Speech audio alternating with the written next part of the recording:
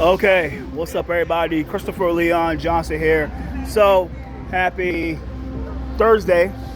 Just came back from City Hall, home in Brooklyn, heading home right now. I had 12 minutes on my phone, so some comments about this stuff. I'm in Eastern Parkway now, heading home to eat, drink, a little thirsty. But let me make a little quick response to this stuff. I know everybody's in the political world, New York City political world, especially the insiders and the media, are talking about this. And all the critics are talking about this too. $2 cab, Utica Avenue, happy 12th of turning. You make forced turns, right? All right, so let's go forward. All right, so let's talk about this right now. Everybody heard the news that Commissioner Eddie Caban has resigned as commissioner of the NyPd. Let me get my comments about this, right? I said it at City Hall. I was at City Hall today trying to see what everything. I had to do some business, but it fell through. Things fall through all the time. It happens. I'm not mad. It's life.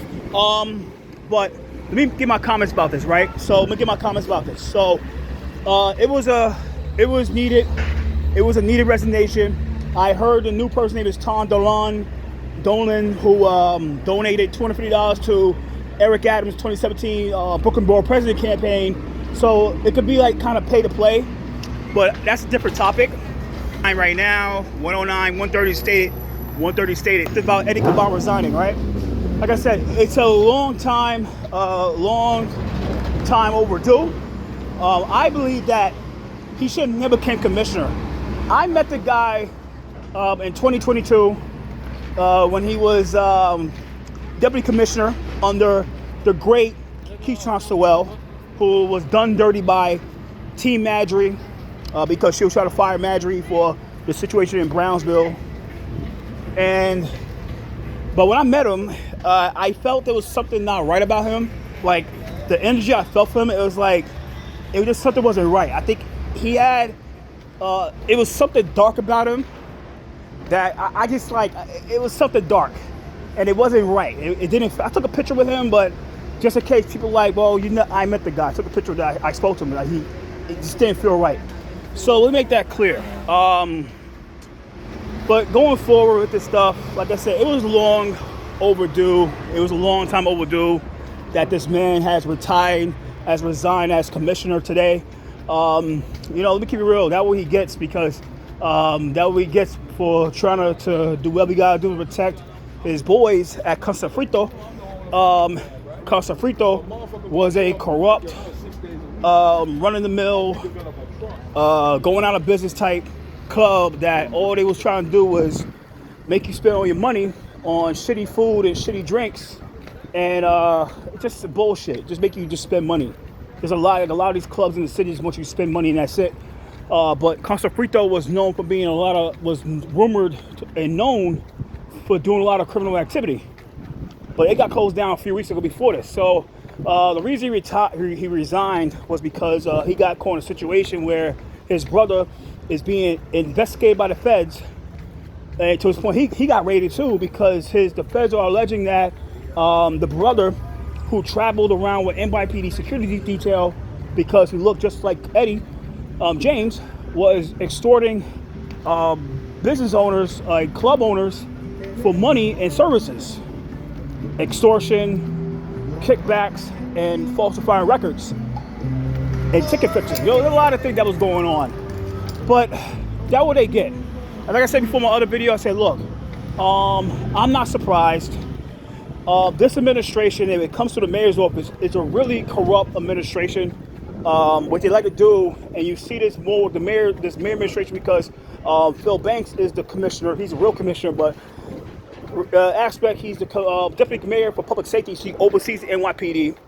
What they do with this mayor office is they have these cops, and it's not all of them because there's some good cops out there. And like I said, I was talking to them today.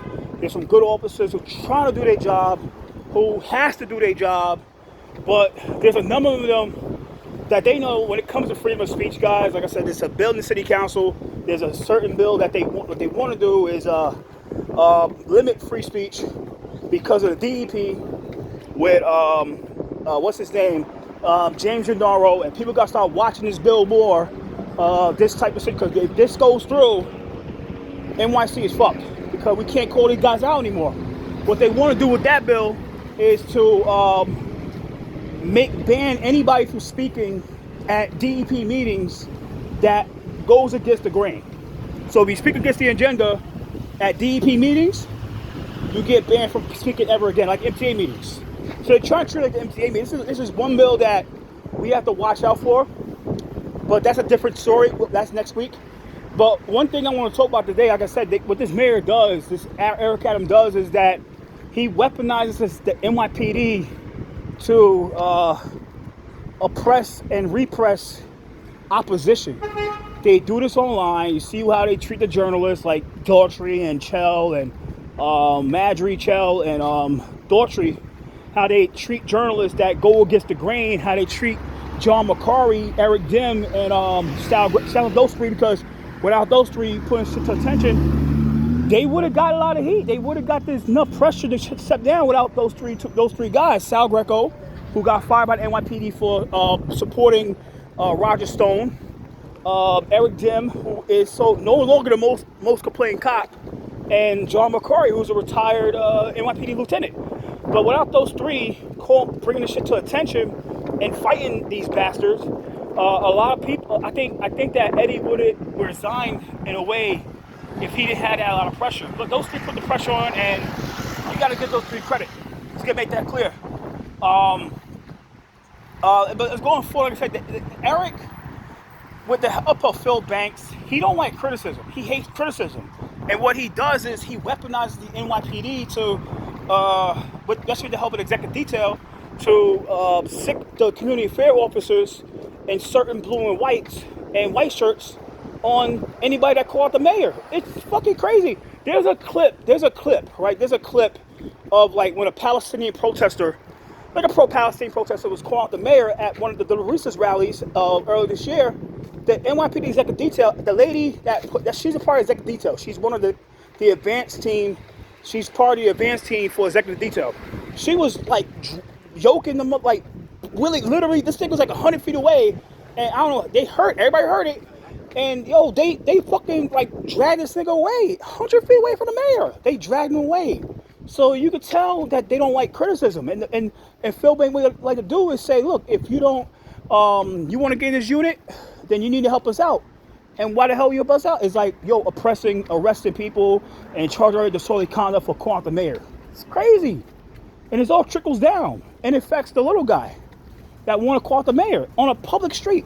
I understand being inside a private location, and you call the mayor out and they go, okay, you're in a private location, you do it, you get it, okay, I get it. But when you're on a public street, like this, like a public street, press conference, and you call this guy out, you call the guy asshole, piece of shit, and they come out and they want to arrest you for it? Come on, man. You can scream and call mayor asshole, they want to lock you up for doing it. They want to lock you up for disorderly conduct. And it's crazy. So it's a lot of things that was going on with this administration. And Caban, the guy was dirty. Like, I don't know why he can't commission in the first place. And I see what's happening here. Like, they made this guy, Tom, the intern commissioner, while they still kept Tony Casella, the deputy commissioner. I mean, I know what they're doing. They don't want a black woman. They don't want no black woman to become a commissioner because look what happened to Sewell, right? Sewell and the lawyer, Radix, Sylvia Radix, she didn't want to carry dance to the silly beat of Eric Adams and shit like that. Look what happened. Sylvia resigned from the lawyer, and now they have a tough time finding a lawyer because they were trying to get Randy to become the lawyer, but the city council was going to give him the finger today to the point that he pulled out. They're supposed to have a vote today, but they pulled out. And when it comes to Sewell, they did her so dirty because she was trying to do the right thing and get rid of Marjorie because, don't get me wrong, those kids were assholes. Those kids was assholes, like, for trying to go and break cameras in the district so they could help those gangbangers out. They were getting paid. But, the way he handled it was, like, really, really wrong. He had to be held accountable, and they didn't want that shit. So they had to get rid of Sewell. So they got this little robot in Caban, And look what happens, guys. It's just like, yo, look all the shit that is going on now, to the point that the city can't really function as much as they can because of fucking Caban. But he's not here no more. He's left. He resigned. It was good that he resigned. I'm happy he resigned. I don't care. You know, that what he gets. You know, he was a crook. I met him before. It was something not right about the guy, and it needed to happen. So I'm about to log. I'm about to go to the store get some. I am thirsty as a motherfucker. So, yeah. At the end of the day, my neighborhood, like I said, it's just a lot of dirty shit that's happening here in New York City, man. A lot of corruption. So I'm gonna log off and take care. Later. Love you. Peace out. Adios.